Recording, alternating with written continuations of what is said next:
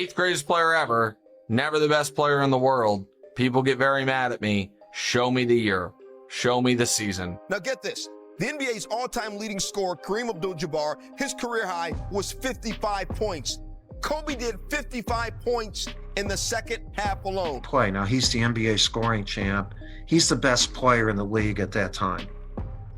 He had 7 50-point games that year. From 2003 until 2007, Tim Duncan was the best player in the world. You know how I know Tim Duncan was the best player in the world at that time? Because he won 3 championships in 5 years. He won 2 MVPs. He was the best player.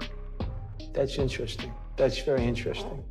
Eighth greatest player ever, never the best player in the world. People get very mad at me. Show me the year. Who's the best player in the NBA? Kobe Bryant. Better than you? I would have to say right now. When looking at the current era of NBA coverage and NBA media, we're living in a space full of narratives, bias, and straight-up revisionist history. And when you look at someone like Kobe last year, for basically an entire month straight, the same talking points kept getting repeated over and over again. You know, alongside Shaq, the narrative was that he got carried, that if you swapped that Lakers team out, a squad like Team Vince Carter could have stepped in and won just as much without him. See, now that's the kind of take that really gets people talking. When it comes to Kobe's overall legacy, there's no question it's constantly being put under a microscope and, in many cases, under attack.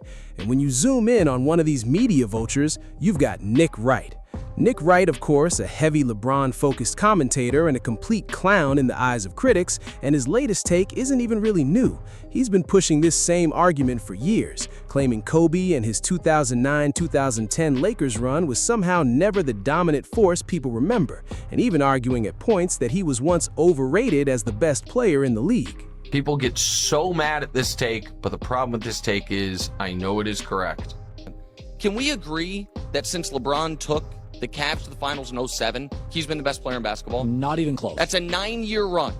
So when were Kobe and Duncan the best players in the league? Kobe was, you could make an argument, Kobe was never the best player in the league. Because Kobe's the 8th greatest player ever, and he was never the best player in the world. So let's pause right there for a second, real quick. That's Nick Wright back in 2015 and again in 2026 saying Kobe was never once the best player in the world at any point in his career. And let's get something crystal clear out in the open right now. If you're a hardcore Kobe fan, the type that rides heavy, you might say he was the best from 02 all the way to 2011. If you're a more moderate Kobe fan, maybe Lakers focused, you'd probably narrow that down to 03 to 2010. And if you're more neutral, not really biased toward Kobe, you might even say 06 to 2010. No matter where you land on that spectrum, 02 to 2011 or 06 to 2010, we can all agree on one thing. Kobe, at different points, absolutely was the best player in the world. But Nick Wright takes that discussion and pushes it to the absolute limit and then some. And looking at his argument, he claims LeBron in 2007 officially took over as the best player in basketball. And honestly, I just don't see it that way. LeBron, at 22, making the finals is a strong achievement, no question. The Cavaliers clearly overperformed that year. But when you stack that version of LeBron next to prime LeBron James, you see he wasn't at his peak yet. He was far from his most dominant version and still had clear flaws in his game. And the way he finished that playoff run, honestly, it fell flat. Just look at Game 6 against Detroit and those closing performances. Nothing about it screamed elite, best-in-the-world level production in those moments. He averaged 21.6 points, 7 assists, 5 turnovers on a rough 35-18-71 shooting split. Another struggle offensively. James way off the mark. Trapping him, being the aggressor against him. There's that jump shot you wanted him to take, but not that time. What the hell? And has to come out of the game. James for 3. That since LeBron took the Cavs to the finals in 07, he's been the best player in basketball. If LeBron, back in 07, against that Spurs team had overachieved, taken the title and pushed them to 6 or 7 games, then that whole argument about him being the best in the world starts to make a little more sense. I kind of would have understood that perspective. But when you actually break down that performance, it was way underwhelming and nowhere near best player on earth level. And let's make one thing extremely clear. Just because you win a championship does not automatically make you the best player alive, especially when you look at D. Wade in 06 actually winning it all with an all-time finals run.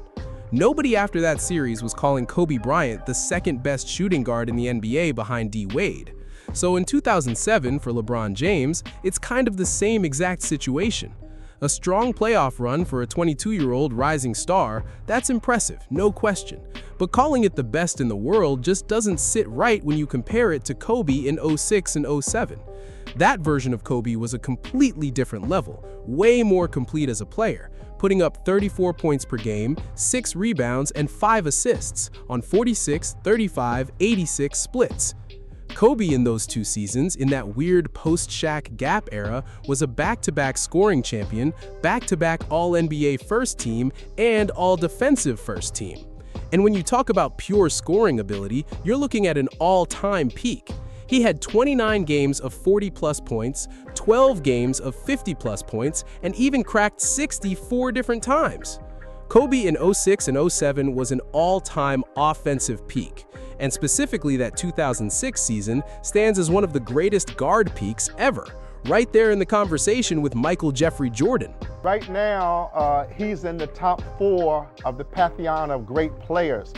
What people don't understand, Kobe is not playing against the players of this era. Kobe is playing against the legends of the game. He's been in every game situation, and I haven't been in every game situation yet, and he's succeeded at it. So, that's where it comes to him having that killer instinct, because he knows what the best player in our game today, in my opinion.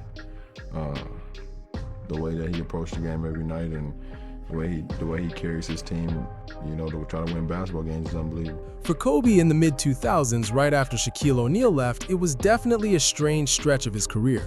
His team wasn't great, and in terms of winning, things weren't exactly stacking up in his favor. But when you isolate Kobe as an individual player, it becomes a completely different conversation. How do you even argue against him being the best player in 06? Even guys like LeBron James, Coach K, and a lot of analysts who weren't exactly Kobe fans still acknowledge that level of dominance. And then you've got someone like Bill Simmons, a well-known Kobe critic and diehard Celtics supporter. Even Simmons, back in 2006, despite clearly disliking the Lakers, had to admit Kobe was the best player alive and deserved MVP consideration. That 48 special by LeBron in 2007. LeBron was the best player in the world from that moment until 2018. So it was Shaq, it was Duncan, it was then Bron. At no point was Kobe the best player in the world. So let's stop that right there for a second, very quickly. If you think there are rational LeBron fans, measured LeBron fans, Nick Wright is definitely not one of them. And when you look at LeBron's so-called reign as the best player, I'm telling you right now, it was never a clean 12-year stretch. And saying that the run started in 2007 really doesn't hold up when you actually break it down. Yeah, Game 5 against Detroit was iconic, no question. That was the first real wow moment of LeBron's career. But like I said earlier, the way he finished that playoff run was still pretty underwhelming and not quite at that best-in-the-world level. And you also have to put this in context very quickly. The Eastern Conference in 2007 was honestly pretty weak across the board. Meanwhile, when you look at the Spurs championship path, once they came out of the West, the title was basically locked in. On Cleveland's side, the entire playoff run had only one dominant sweep. They went 4-0 in just one series, and that was it. They said it was a sweep, they really called it a sweet run. And one more thing I want to highlight here very quickly. If you think LeBron in 07 took the crown by making the finals and losing to the Spurs, then look at Kobe in 08 and ask yourself a question. Did LeBron take it in 07, and did Kobe snatch it right back in 08? Because that season, Kobe was MVP, top 5 in DPOY voting, first team All-NBA, and first team All-Defense. And here's a key detail people often overlook. Before the Pau Gasol trade, the Lakers were sitting at 38-17 and already playing at a high level. So if you believe LeBron grabbed the crown in 07, then Kobe in 08 definitely took it right back. And just look at that Western Conference Finals. Spurs versus Lakers, prime Tim Duncan on the other side. Kobe and the Lakers didn't just win that series, they dominated it 4-1. And that series was elite. Nearly 30 points per game, 6 rebounds, 4 assists, and over 50% shooting. Shooting the ball better than any other Spur. Bryant in the second half. Bryant, their feet here at Staples. Bryant to the rim. So once again, following Nick Wright's logic, LeBron in 07 against the Spurs, playing worse, getting swept, and losing, somehow earns the best player in the world crowd.